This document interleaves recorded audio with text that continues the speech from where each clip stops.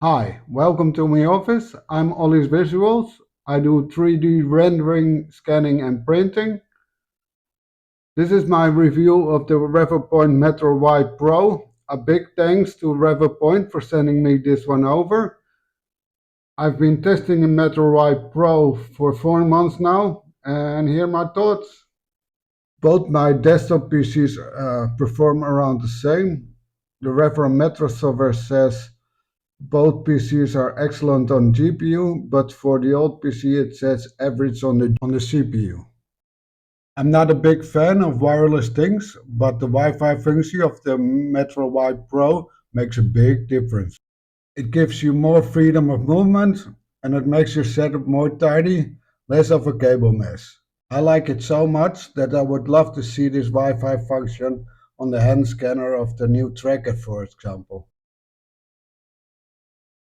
I love to do color scanning. No markers, no spray. If you use a proper light setup, there's no need for shading afterwards, and you can make a perfect blended render if that's what you're after. Switching object type to metallic shiny gives you the option to scan mirror finished parts. You can even scan chrome.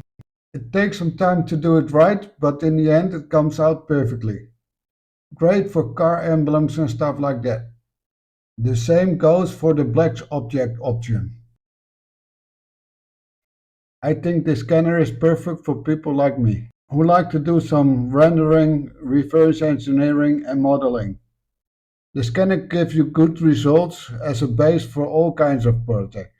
The Wi-Fi and feature tracking option make it a great step up from the non-Pro. I love this scanner and use it a lot in my modeling projects.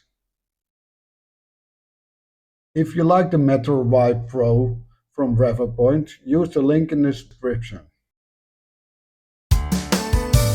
Ali's Visuals, your 3D solutions. We will bring your design to life. For renders or 3D printing, visit alisvisuals.com.